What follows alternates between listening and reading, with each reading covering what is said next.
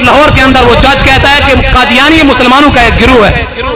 یہ ہے جب دین سیاست سے جدا ہو جائے تو پھر یہ بچتا ہے بھائی. جہالت کی انتہا دیکھو جن کتوں کو یہ بھی نہیں پتا کہ قادیانی دنیا جہان کا بدترین کافر ہے. ایسے پیروں کو ہم پاؤں کی ٹھوکر میں بھی نہیں رکھتے جو رسول اللہ کی ختم نبوت کے لیے باہر نہ نکلے. اب صرف سیاست بچ جائے ساتھ میں دین نہ ہو پھر اس طرح ہوتا ہے جس طرح بھی ہوا. پھر ختم نبوت پہ حملے ہوتے ہیں, پھر ظلم و ستم کے علاوہ کچھ نہیں ہوتا. درج ہوا وہ اس پہ ہوا کہ یہ تفسیر گراؤنڈ کے اندر کالج کے گراؤنڈ میں تقسیم کی گئی. بغیرت مقدمہ کس چیز پہ درج ہوا؟ تو نے فیصلہ کس چیز پہ دیا؟ یہ جو میں بات کر رہا ہوں اس کا ذمہ دار میں خود ہوں. ہاں پھر یہ نہ ہو کہ بعد میں کوئی پیر صاحب کے گاٹے لگاؤ. سنو جی, میں رسول اللہ کی عزت پہ بات کر رہا ہوں اپنی ذمہ داری پہ. قاضی عیسیٰ فیض آئین پاکستان آرٹیکل 6 کے مطابق پاکستان کا غدار ہے. تعالیٰ فرماتا ہے ما کان محمد ابا احد من رجالکم. حضرت سیدنا زید رضی اللہ تعالی عنہ یہ مصطفیٰ کریم صلی اللہ تعالی علیہ وآلہ وسلم کے منہ بولے بیٹے بھی تھے. آقا اعلیٰ نبی جینا علیہ السلام نے ان کا نکاح اپنی پھوپھی ذات بہن کے ساتھ کرا دیا. پھر ان کی آپس میں نہ بن سکی تو انہوں نے ان کو طلاق دے دی حضرت زید رضی اللہ تعالی عنہ نے. پھر مصطفیٰ کریم صلی اللہ تعالی علیہ وآلہ وسلم کو رب تعالیٰ نے حکم فرمایا کہ جس کو حضرت زید نے طلاق دی ہے ان کے ساتھ نکاح تم کر لو. تو چونکہ حضرت زید مصطفیٰ کریم صلی اللہ تعالی علیہ وآلہ وسلم کے گھر میں رہتے تھے, منہ بولے بیٹے بھی تھے, تو کفار نے منافقین نے شور مچا دیا کہ مصطفیٰ کریم صلی اللہ تعالی علیہ وآلہ وسلم نے اپنی بہو کے ساتھ نکاح کر لیا. کہ نعوذ باللہ من ذالک آقا اعلیٰ نبی جینا علیہ السلام نے اپنی بہو کے ساتھ نکاح کر لیا ہے. رب نے قرآن نازل فرما دیا, فرمایا ما کان محمد ابا احد من رجالکم. رب تعالیٰ نے فرمایا میرا نبی حضرت محمد صلی اللہ تعالی علیہ وآلہ وسلم تمہارے مردوں میں سے کسی کے باپ نہیں ہے. یعنی یہ جو لوگ کہتے ہیں کہ رسول اللہ نے اپنے بہو کے ساتھ نکاح کر لیا, بہو تب ہوتی ہے جب بیٹا نوجوان ہو اور بیٹا شادی شدہ ہو. جب رسول اللہ کا کوئی نوجوان بیٹا ہی نہیں ہے تو پھر ان کی بہو کیسی؟ تو رب تعالیٰ نے قرآن نازل فرمایا ما کان محمد ابا احد من رجالکم. حضور جان رحمت صلی اللہ تعالی علیہ وآلہ وسلم تم میں سے کسی کے باپ نہیں ہیں. پھر گفتہ تھا کہ لوگ دوسروں کے بیٹے اٹھا لیا کرتے تھے, پھر ان کو اپنے حقیقی بیٹے جیسا شمار کرتے, پھر ان کے باپ کی جگہ اپنا نام لگاتے تھے, ان کو حقیقی بیٹا شمار کرتے تھے. تو چونکہ اس زمانے میں یہ چیز معیوب تھی تو مصطفیٰ کریم صلی اللہ تعالی علیہ وآلہ وسلم کو نعوذ باللہ نہیں کرنی چاہیے تھی. جب یہ سوال آتا ہے تو رب تعالیٰ نے پھر دوسرا لفظ ارشاد فرمایا ولاکن رسول اللہ. فرمایا تمہیں پتہ نہیں ہے یہ میرا رسول ہے.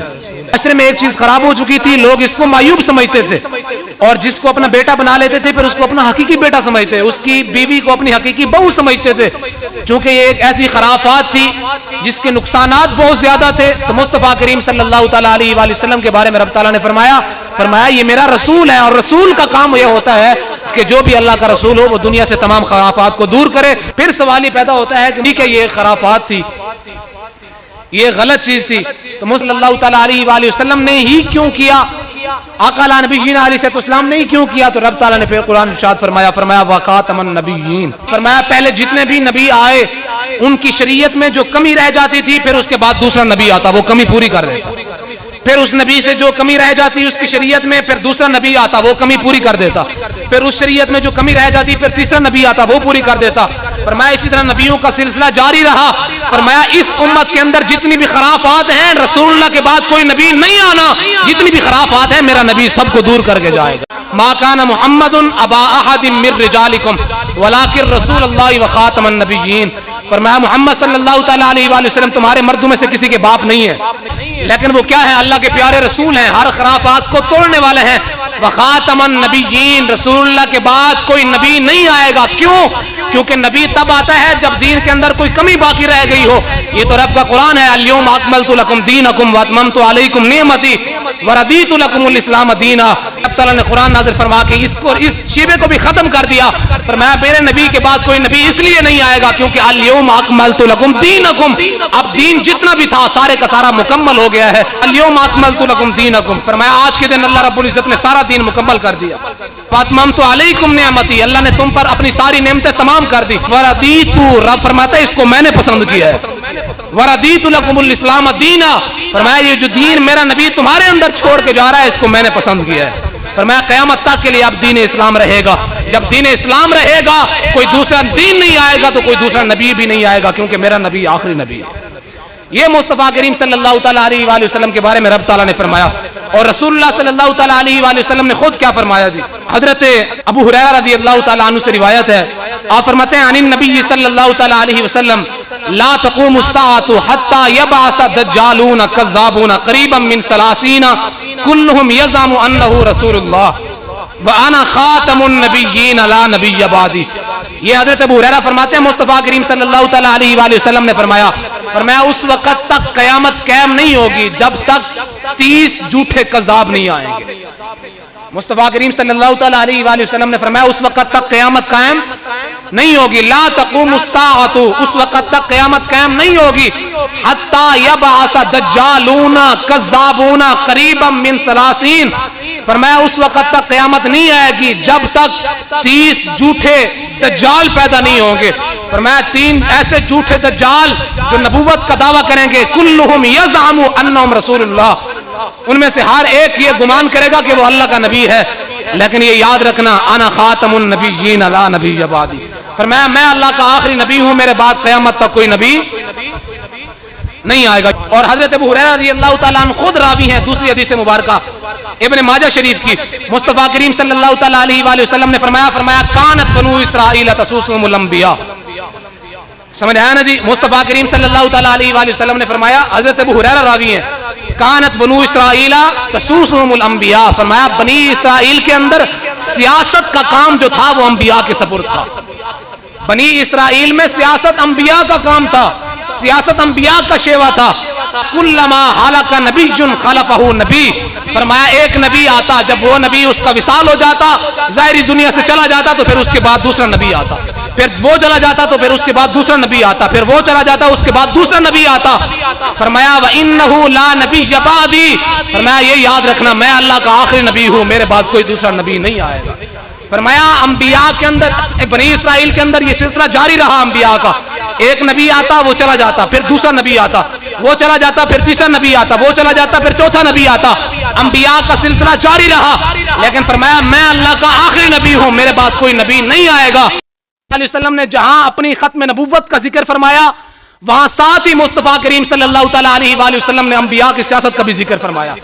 آج جتنے بھی لوگ ہیں نا منکرین ختم نبوت اور ان کے حامی اور ان کے یار، ان سب کو ان علماء سے تکلیف ہے جو علماء سیاسی ہیں، ان علماء سے صرف تکلیف ہے۔ کیوں؟ کیونکہ قادیانی کو 1973 کے قانون کے اندر کس نے کافر قرار دلوایا تھا؟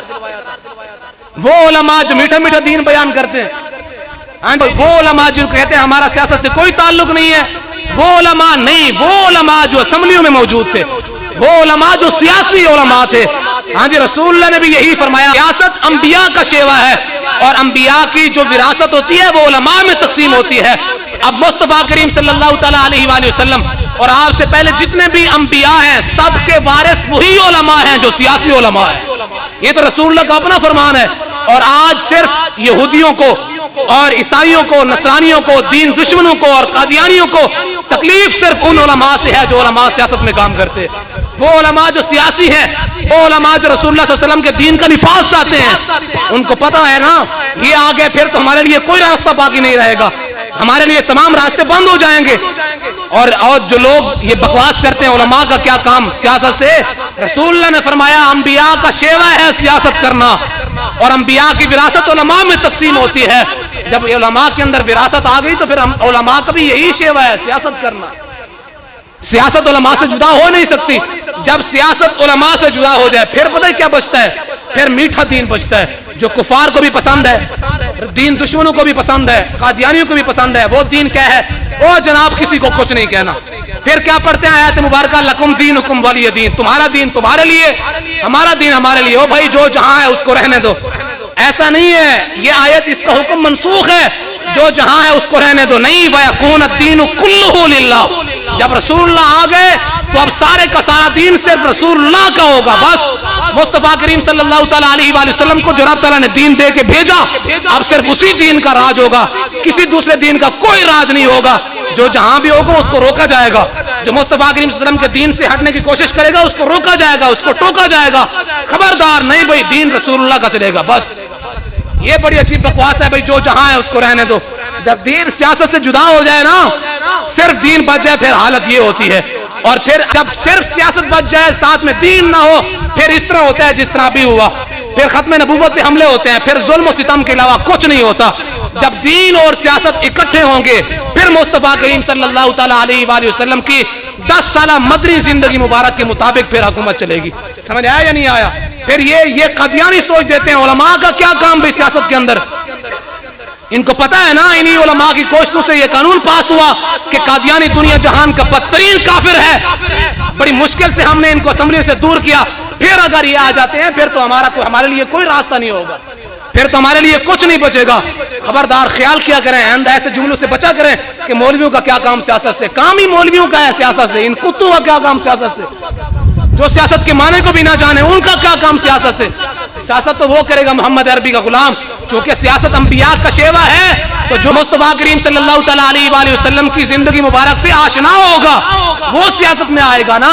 جس کو پتہ ہی نہیں ہے کہ مصطفیٰ کریم صلی اللہ علیہ وسلم نے اپنی ختم نبوت کے بارے میں خود کیا فیصلے کیے ہیں, وہ کیا فیصلہ کرے گا ختم نبوت کے حوالے سے, وہ سیاست میں آگے کیا فیصلہ کرے گا. آج یہ میرے پاس موجود ہے سپریم کورٹ کا وہ فیصلہ جو قاضی عیسیٰ فیض نے کیا. ہاں جی, ختم نبوت کے غداروں کے حق میں, قادیانیوں کے حق میں چیف جسٹس قاضی عیسیٰ فیض نے, یہ مصطفیٰ کریم صلی اللہ تعالیٰ علیہ وآلہ وسلم کے نام پہ بننے والے پاکستان کا جج ہے. ہاں جی, سپریم کورٹ آف پاکستان کا جج ہے. اس نے ختم نبوت کے منکرین کے حق میں فیصلہ کیا, ختم نبوت کے غداروں کے حق میں فیصلہ کیا. یہ فیصلہ ہے جو اس نے کیا قاضی عیسیٰ فیض نے. مبارک ثانی ایک شخص ہے جو قادیانیوں کا لیکچرار ہے. مبارک ثانی ایک شخص ہے جو قادیانیوں کا لیکچرار ہے. 2019 کے اندر ایک پروگرام ہوا, پھر اس تفسیر کو تقسیم کیا گیا. اس میں مصطفیٰ کریم صلی اللہ تعالیٰ علیہ وآلہ وسلم کے دین کے اندر تعریف کی گئی, رب کے قرآن کے اندر تعریف کی گئی, صحابہ و اہل بیت کی گستاخیاں کی گئی اس تفسیر کے اندر. پھر وہ تفسیر تقسیم کر دی گئی. 2021 کے اندر پھر کورٹ میں یہ فیصلہ درج ہوا. ہاں جی, 2021 میں پھر وہ مجرم گرفتار ہوا. جب گرفتار ہوا تو اس کے بعد بہت ساری وہ تفسیریں برآمد ہوئی, وہ پکڑی گئی, مطلب ثبوت بھی موجود تھا. پھر کیا ہوا, ہمارے کورٹ نے اس کے حق میں فیصلہ دے دیا. اور فیصلہ کیا دیا جناب, سنیں بھائی. ہاں جی, ہمیں پتہ ہونا چاہیے کہ ہمارے ملک پاکستان میں کیا ہو رہا ہے. یہ کبھی فیصلہ کرتے ہیں کہ قادیانی یہ مسلمانوں کا ایک گروہ ہے, احمدی مسلمانوں کا ایک گروہ ہے, مسلمانوں کا ایک فرقہ ہے. ہاں جی, وہ ہائی کورٹ لاہور کے اندر وہ جج کہتا ہے کہ قادیانی مسلمانوں کا ایک گروہ ہے. یہ ہے جب دین سیاست سے جدا ہو جائے تو پھر یہ بچتا ہے بھائی. جہالت کی انتہا دیکھو, جن کتوں کو یہ بھی نہیں پتا کہ قادیانی دنیا جہان کا بدترین کافر ہے اور مصطفیٰ کریم صلی اللہ علیہ وسلم کا کلمہ پڑھنے والا ساری امتوں سے افضل ہے, یہ بھی نہیں فرق کر پا رہے. وہ کہتا ہے یہ قادیانی مسلمانوں کا ایک گروہ ہے, احمدی مسلمانوں کا ایک گروہ ہے. اس قاضی عیسیٰ فیض نے کیا فیصلہ دیا, کہتے ہیں وہ اپنے گھروں کے اندر, عبادت گاہوں اور نجی مخصوص اداروں کے اندر انہیں قانون کے تحت مقرر کردہ معقول قیود کے اندر گھر کی خلوت کا حق حاصل ہے.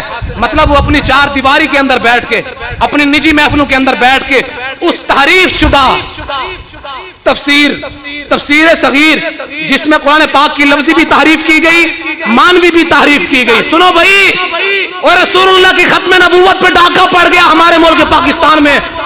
کیا بچا جب رسول اللہ کی ختم نبوت پہ ڈاکہ پڑ گیا؟ ہمارے پاس اور ہے کیا رسول اللہ کے سوا؟ ملک پاکستان بنا رسول اللہ کے نام پہ, رسول اللہ کے صدقہ میں, رسول اللہ کی پاک نالین کے صدقہ میں. اب اسی ملک پاکستان میں ختم نبوت پہ ڈاکے پڑ رہے ہیں, اور سپریم کورٹ آف پاکستان کے اندر, عدالت عظمیٰ کے اندر ختم نبوت پہ ڈاکے. ہاں سنو بھائی, وہ کہتا ہے اپنی نجی محفلوں کے اندر بیٹھ کے, اپنی 4 دیواری کے اندر بیٹھ کے, اپنے گھروں کے اندر بیٹھ کے کیا کر سکتا ہے؟ کوئی بندہ بھی, کوئی بھی قادیانی تحریف شدہ قرآن پاک کی تفسیر کی تبلیغ بھی کر سکتا ہے, اس کو تقسیم بھی کر سکتا ہے. یہ فیصلہ ہے سپریم کورٹ کا. سمجھ آیا یا نہیں آیا؟ ہاں, پھر اس نے کیا کیا, پیراگراف 19 کے اندر اس نے لکھا ہے والذین اتخذوا مسجدا ضرارا وکفرا وتفریقا بین المؤمنین وارصادا لمن حارب اللہ ورسولہ. اس نے لکھا ہے کہ مسجد درار کو کیوں گرایا گیا تھا. اس وجہ سے رسول اللہ کو رب تعالیٰ نے فرمایا اس مسجد کو گرا دو کہ مسلمانوں کو دو کھانا پڑے کہ یہ مسجد ہے. حالانکہ اس وجہ سے اس مسجد کو نہیں گرایا گیا، اس مسجد کو اس وجہ سے گرایا گیا، رب تعالیٰ خود فرماتا ہے مسجداً ضرارا و کفرا و تفریقا بین المؤمنین و ارصادا لمن حارب اللہ و رسولہ. یہ رب تعالیٰ نے خود فرمایا اس مسجد کو، فرمایا وہ جنہوں نے مسجد بنائی نقصان پہنچانے کے لیے، دین اسلام کو نقصان پہنچانے کے لیے، رسول اللہ کی ذات کو نقصان پہنچانے کے لیے، دین اسلام کو نقصان پہنچانے کے لیے، اور فرمایا کفر کے سبب انہوں نے مسجد بنائی اور مسلمانوں کے اندر تفرقہ بازی ڈالنے کے لیے، مسلمانوں کو جدا کرنے کے لیے، جناب مسلمانوں کے اندر تفرقہ بازی ڈالنے کے لیے انہوں نے مسجد بنائی. ضرور قسمیں کھائیں گے، رب تعالیٰ فرماتا ہے وَلَا يَحْلِفُنَّ إِنْ أَرَدْنَا إِلَّا الْحُسْنَى. فرمایا وہ ضرور قسمیں کھائیں گے، مسجد بنا کے بھی وہ قسمیں کھائیں گے کہ ہم نے مسجد صرف نیک اچھے ارادے کے لیے بنائی ہے. ہاں جی، یہ منافقوں کا حال ہے جو قرآن میں بیان ہو رہا ہے. مسجد بنا کے مسجد درار، رب کا قرآن فرماتا ہے قسمیں کھائیں گے کہ ہم نے یہ مسجد کیوں بنائی ہے. فرمایا وہ ضرور قسمیں کھائیں گے کہ ہم نے تو بھلائی چاہی تھی اس مسجد سے، ہم نے تو بھلائی کے لیے مسجد بنائی ہے. یہ وہ قسمیں کھائیں گے. رب تعالیٰ نے فرمایا محبوب تم نے کبھی بھی اس مسجد میں نماز نہیں پڑھنی، لا تقم فیہ ابدا. فرمایا محبوب تم نے اس مسجد میں کبھی بھی نماز نہیں پڑھنی. لمسجد اسس علی التقوی، تم نے نماز کہاں پڑھنی ہے؟ اس مسجد کی بنیاد تقوی پر رکھی گئی ہے. یہ رب تعالیٰ کا قرآن ہے. انہوں نے کہا کہ مسجد درار کو کیوں گرایا گیا؟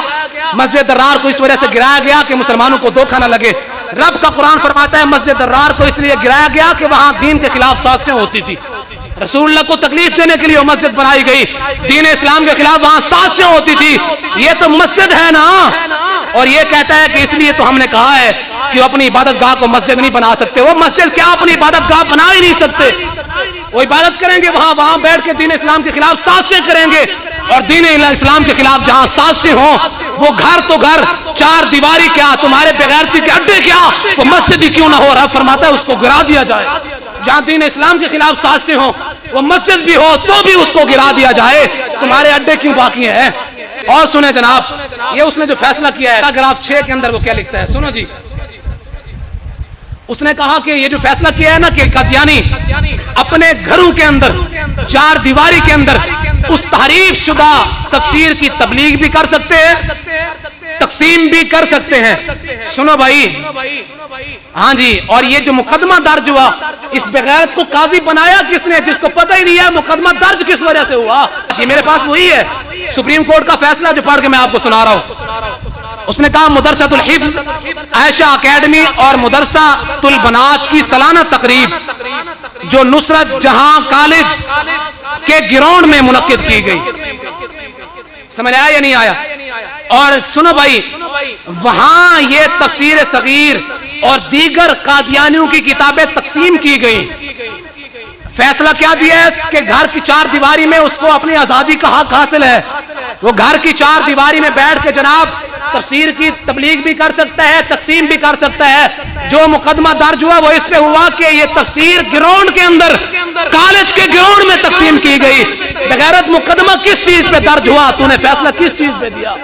یہ گھر کی چار دیواری تھی، گراؤنڈ، ایک کالج کے گراؤنڈ کے اندر تقسیم کی گئی. یہ خود لکھتا ہے مقدمے کے اندر کالج کے گراؤنڈ کے اندر وہ تفسیر تقسیم کی گئی. ہاں جی، پھر تو کہتے ہیں کہ گھر کی چار دیواری میں جو کچھ مرضی کر سکتے ہیں. جو اس نے گراؤنڈ میں تفسیریں تقسیم کی ہیں اس کے بارے میں کیا فیصلہ ہے؟ وہ فیصلہ لاؤ ناظرہ امت مسلمہ کے سامنے. آگے سنو جی پھر کیا کہتا ہے پیراگراف 48 کے اندر، بلکہ پیراگراف 47 پہلے سن لو. وہ کہتے ہیں ہمارے پیارے نبی، سنو بھائی، قادیانوں کی حمایت میں قرآن کو استعمال کیا اس نے کہا ہمارے پیارے نبی محمد مصطفیٰ صلی اللہ تعالیٰ علیہ وآلہ وسلم کو رب تعالیٰ نے رحمت للعالمین نبی بنا کے بھیجا. ہاں جی، اب رحمت قادیانیوں کے لیے تقسیم ہوگی. سنو بھائی، کہتا ہے کہ رسول اللہ صلی اللہ تعالیٰ علیہ وآلہ وسلم کو وما ارسلناک الا رحمت للعالمین، تمام جہانوں کے لیے رسول اللہ کو رب تعالیٰ نے رحمت بنا کے بھیجا. آپ کی رحمت کا اظہار صرف اپنوں کے لیے نہیں ہے بلکہ دشمنوں کے لیے بھی ہے. آپ کی رحمت کا اظہار، یہ فیصلہ ہے سپریم کورٹ آف پاکستان کا. کہتا ہے رسول اللہ کی رحمت صرف اپنوں کے لیے نہیں ہے بلکہ دشمنوں کے لیے بھی ہے، چیڑیوں کے لیے بھی ہے، جانوروں کے لیے اور نباتات کے لیے بھی ہے. کہتا ہے فتح مکہ کے دن جن لوگوں کو خدشہ تھا کہ مصطفیٰ کریم صلی اللہ تعالیٰ علیہ وآلہ وسلم ان کو سزا دیں گے، کہتا ہے جن لوگوں کو خدشہ تھا فتح مکہ کے دن کہ رسول اللہ ان کو سزا دیں گے، کہتا ہے پھر رسول اللہ نے کیا فیصلہ فرمایا؟ عام معافی کا اعلان کر دیا رسول اللہ نے. کہتا ہے یہ دیکھو رسول اللہ کی رحمت مصطفیٰ کریم صلی اللہ تعالیٰ علیہ وآلہ وسلم کو رب تعالیٰ نے رحمت للعالمین نبی بنا کے بھیجا. کہتا ہے رسول اللہ نے فتح مکہ کے دن جو رحمت بانٹی فرمایا وہ اپنوں کے لیے تھی اور غیروں کے لیے بھی تھی. جن کفار مکہ کو ڈر تھا کہ رسول اللہ پتہ نہیں کیا سزا دیں گے, کہتا ہے رسول اللہ نے ان سب کو معاف کر دیا. میں نے کہا تجھے یہ تو سمجھ میں آیا کہ رسول اللہ نے سب کو معاف کر دیا, وہی کعبے کے غلاف کے اندر ابن خطل بھی چھپا ہوا تھا, رسول اللہ نے اس کے بارے میں کیا فیصلہ کیا؟ یہ تو نے کیوں نہیں لکھا اس کے اندر اپنے اس فیصلے کے اندر کہ معافی گنہگار کے لیے ہے, معافی غدار کے لیے نہیں ہے. معافی اس کے لیے ہے جو مصطفیٰ کریم صلی اللہ تعالیٰ علیہ وآلہ وسلم کی ذات پہ بغ بغ نہ کرے, جو مصطفیٰ کریم صلی اللہ تعالیٰ علیہ وآلہ وسلم قادیانی گستاخ رسول بھی ہے, جو ختم نبوت پہ ڈاکہ ڈالے وہ گستاخ رسول نہیں ہے.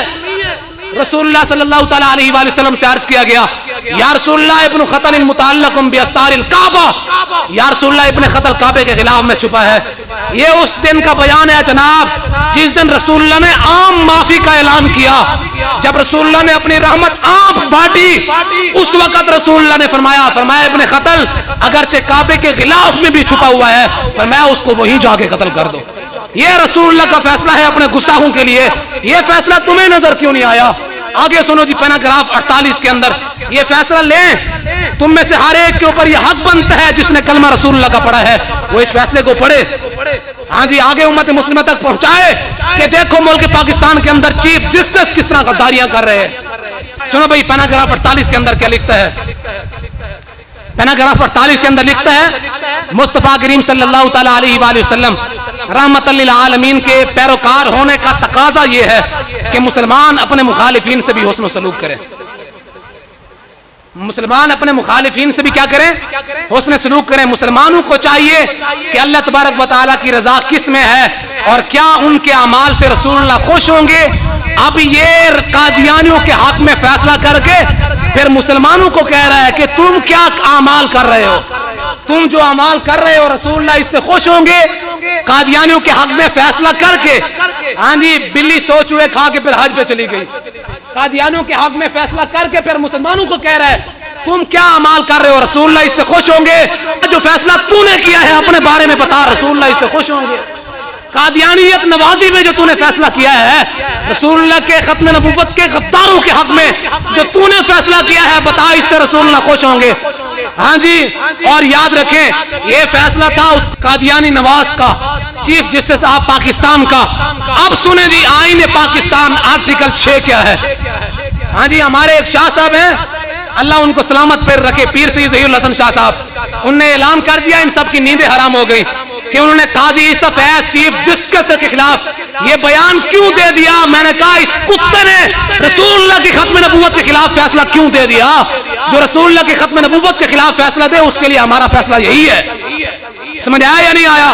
جو رسول اللہ کی ختم نبوت کے خلاف فیصلہ دے اس کے لیے ہمارا فیصلہ یہی ہے کہ من سب نبیشن, من سب نبیشن, جو رسول اللہ کی ختم نبوت پہ ڈاکہ مارے اور من سب نبیشن, بس یہ ہمارا فیصلہ ہے اس کے لیے.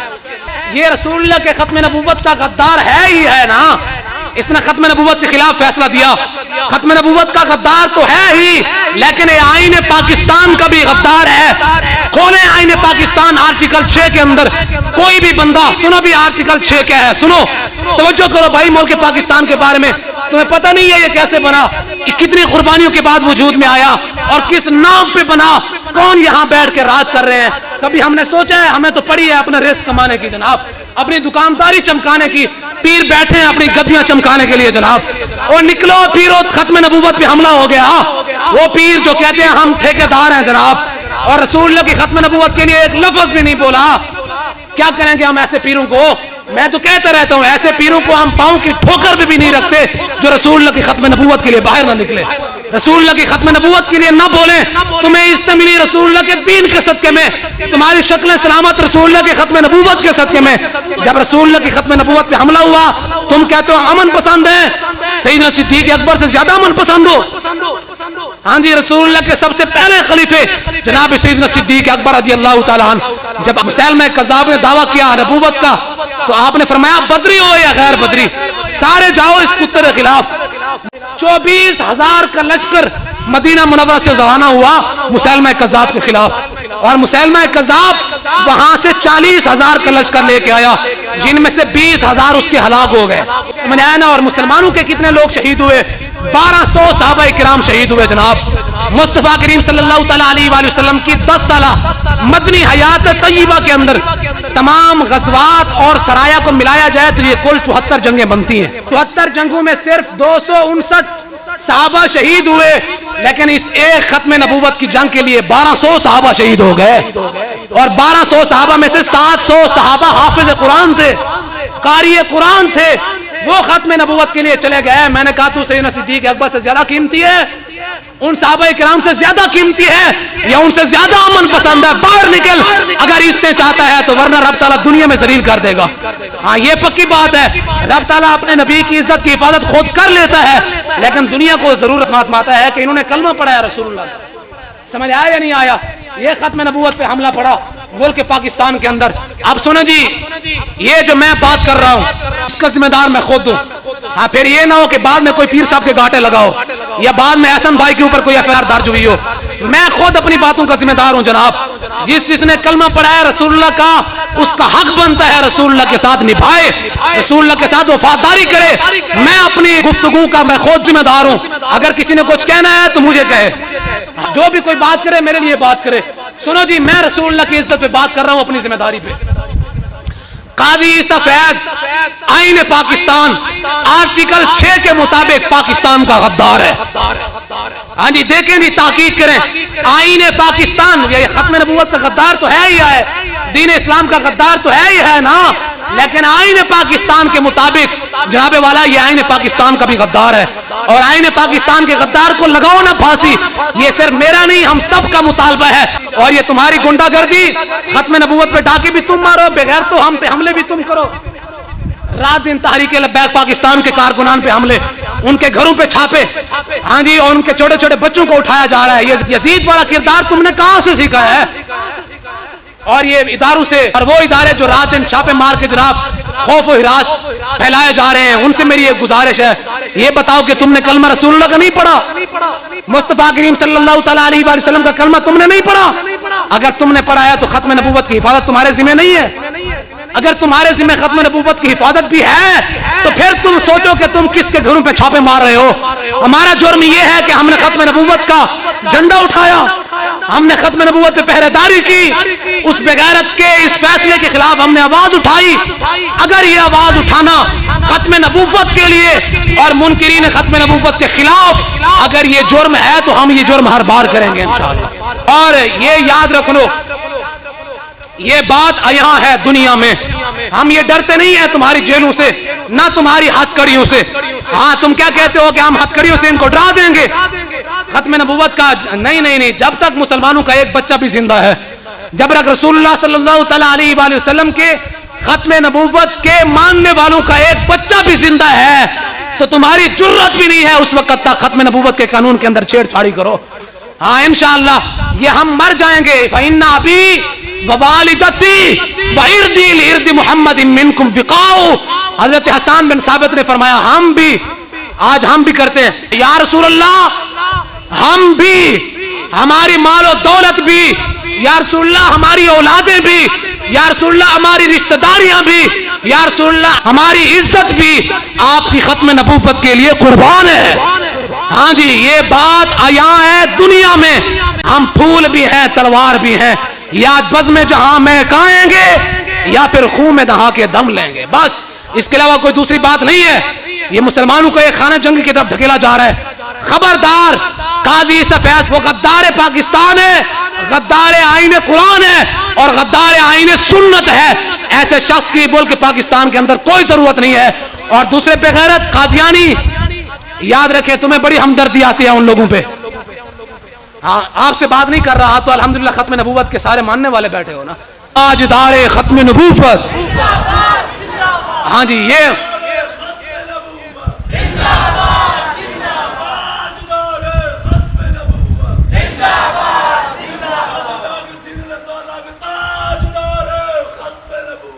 زندہ باد زندہ باد، فقتلو فقتلو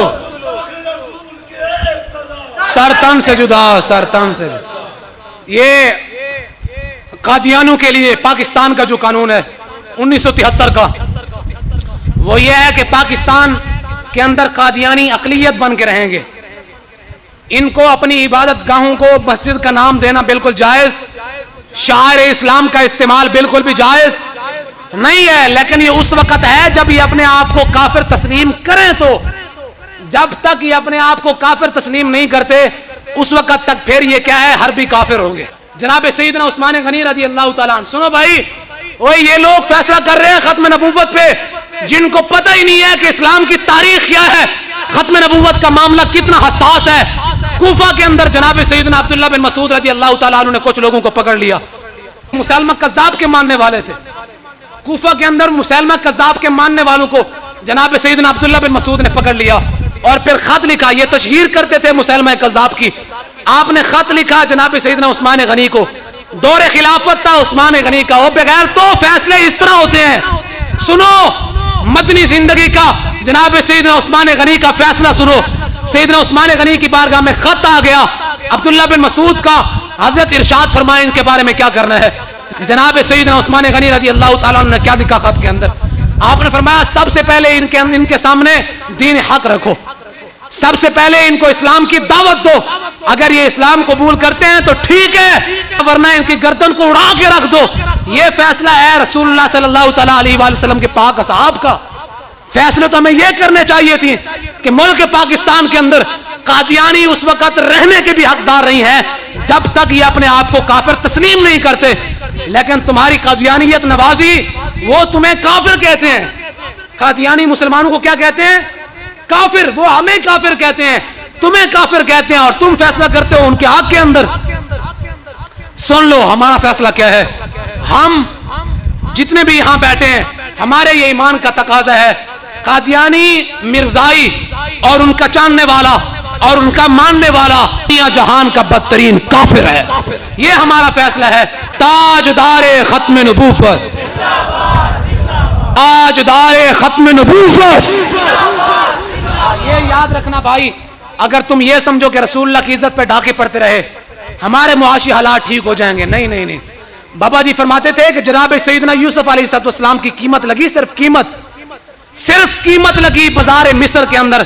رب 7 سال تک قحط لے آیا، 7 سال تک ان کے بچے بھوکے مرتے رہے۔ فرمایا جب تک دودھ پیتا بچہ بھی سیدنا یوسف علیہ السلام کے پاؤں میں نہیں گرا اس وقت تک رب نے قحط نہیں ہٹایا۔ رسول وہ تو یوسف علیہ السلام تھے، یہاں تو سردار الانبیاء ہیں، یہاں تو سید الانبیاء ہیں۔ ان کی ختم نبوت پہ حملہ ہو جائے تو پھر کیسے ہمارے معاشرات ٹھیک ہو سکتے ہیں؟ اور میں تو کہتا ہوں اس وقت میں جب رسول اللہ کی ختم نبوت پہ ڈاکہ پڑا، جب آقا علیہ السلام کی ختم نبوت کے خلاف فیصلہ دیا گیا، امت ایک مشکل مرحلہ میں کھڑی ہے۔ اس وقت بھی اگر کوئی مہنگائی کے خلاف آواز اٹھاتا ہے تو یا اللہ اس کو بھوکا مار، اس کا حق یہی بنتا ہے کہ وہ بھوکا مر جائے۔ بغیرت ختم نبوت کے لیے باہر نہیں نکلا، پھر روتا ہے اپنی مہنگائی کو۔ مہنگائی تو ہوگی جب رسول اللہ کی ختم نبوت کے محافظ کوئی نہیں بچے گا۔ جب تک رسول اللہ صلی اللہ تعالیٰ علیہ وآلہ وسلم کی عزت کی حفاظت نہیں کریں گے اس وقت تک مہنگائی ہمارے اوپر مسلط ہوگی۔ اور سنیں جی، جناب سیدنا عبداللہ بن مسعود نے کیا فرمایا؟ لوگوں کو سمجھا رہے ہیں کہ رسول اللہ کی ذات پر احسن اور اچھے طریقے سے درود و سلام پڑھا کرو۔ لوگوں نے عرض کی حضرت آپ ہی بتا دیں ہم رسول اللہ کی ذات پہ کیسے درود و سلام پڑھیں؟ سنیں جی، عبداللہ بن مسعود جو خود درود و سلام پڑھتے تھے وہی آپ نے بتایا ہے۔ جو رسول اللہ کی ذات پہ خود درود و سلام پڑھتے تھے، صحابہ کرام کی سانس سانس گواہی دیتی تھی کہ ہمارے نبی آخری نبی ہیں۔ مصطفیٰ کریم صلی اللہ تعالیٰ علیہ وآلہ وسلم کے ہر صحابی کا ہر لمحہ اسی حالت میں گزرتا کہ رسول اللہ کے آخری نبی مانتے تھے۔ حضرت عبداللہ بن مسعود نے کیا فرمایا؟ فرمایا جب رسول اللہ کی ذات پہ درود و سلام پڑھنے لگو تو فرمایا رب تعالیٰ کی بارگاہ میں دعا کیا کرو، اللہم اجعل صلاتک ورحمتک وبرکاتک علی سید المرسلین وامام المتقین وخاتم النبیین محمد عبدک ورسولک۔ یہ فرمایا جب تم رب تعالیٰ کی پیارے رسول پر درود و سلام بھیجنے لگو تو پھر اس طرح عرض کیا کہ اللہم اجعل صلاتک ورحمتک وبرکاتک علی سید المرسلین وامام المتقین وخاتم النبیین محمد عبدک ورسولک۔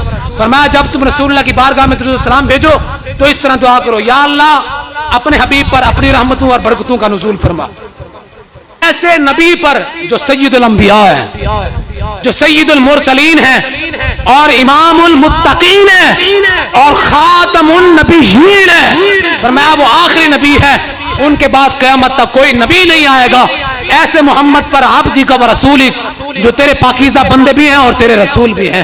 یہ ہے صحابہ کرام کا لمحہ لمحہ رسول اللہ صلی اللہ تعالیٰ علیہ وآلہ وسلم کی ذات پر درود و سلام بیچتے ہوئے بھی رسول اللہ کے ختم نبوت کی گواہی دیتا تھا۔ آج ہم کہاں کھڑے ہیں؟ یہ مسئلہ اتنا حساس ہے، ہاں جی خیال کرنا، اس مسئلے کو معمولی مسئلہ نہ سمجھنا۔ آپ اس سے اندازہ لگا لیں کہ 1200 صحابہ نے اپنی جانیں پیش کر کے اس کی حفاظت کی ہے۔ ہاں جی آج امت مسلمہ کھڑی ہو جائے، اللہ رب العزت ہم کو ہر سانس پہ رسول اللہ کی ختم نبوت کا دفاع کرنے کی توفیق نصیب فرمائے۔ اللہ رب العزت ہم کو ہماری نسلوں کو مصطفیٰ کریم صلی اللہ تعالیٰ علیہ وآلہ وسلم کی ذات کے اوپر قربان ہونے کی توفیق نصیب فرمائے۔ ہاں جی اللہ رب العزت ختم نبوت کے غداروں کو اور پھر ان غداروں کے یاروں کو، پھر ان غداری نوازوں کو، پھر ان کے چاہنے والوں کو اللہ رب العزت سب کو اپنے حبیب صلی اللہ تعالیٰ علیہ وآلہ وسلم کی ختم نبوت کے صدقے میں نیست و نابود فرمائے۔